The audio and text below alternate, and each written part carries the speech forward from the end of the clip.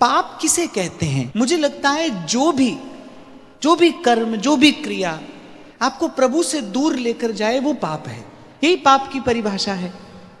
अर्थात जो भी जीव को उसके श्रेय और प्रेय से दूर कर दे, जो उसे कल्याण के पथ से दूर ले जाए, बस उसी का नाम पाप है।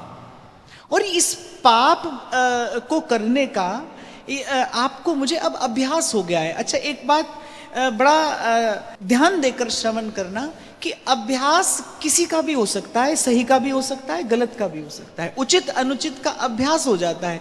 ये जो हमको जो संसार का रोग लगा है, ये जो काम क्रोध लोभ मोह अहंकार है, बहुत भीतर उतर कर देखो तो ये सब बुरी आदत के अतिरिक्त और कुछ नहीं है। बुरी आदत है ये, बस उसका अभ्यास हो गया है। तो आपको मुझे पाप का अभ्यास हो गया है। पूर्व में मैंने आपको निवेदन किया था कि पुण्य प्राप्त करना तो बहुत सरल है। भूखे को रोटी खिला दो, मिल गया पुण्य। किसी की सहायता कर दो तो हो गया पुण्य।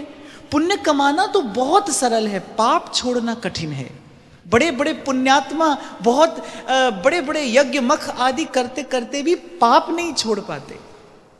और प्रभु के भजन में, हरि स्मरण में आनंद कब आता है? जब पाप क्षीण होता है। पुण्य बढ़ने से नहीं, पाप क्षीण होने से। जब पाप क्षीण होगा, और पाप क्षीण करने की केवल एक विधि है। श्रीमद् भागवत कहती है, बड़े बड़े यज्ञ तप व्रत कुछ भी कर लीजिए, पर बिना महत् पाद रजोभिषेकम, लेकिन संतों की चरणों की धूल में लुंठित हुए बिना ये मन का पाप नहीं छूटता।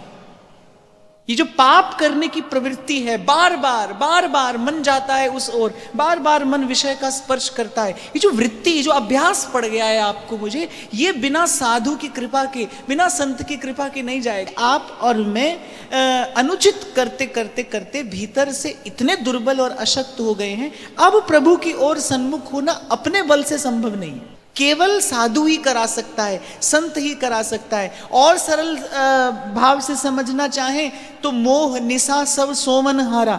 मोह की निद्रा में जीव सोया है, सोए हुए को कौन जगाता है? जो जागा है।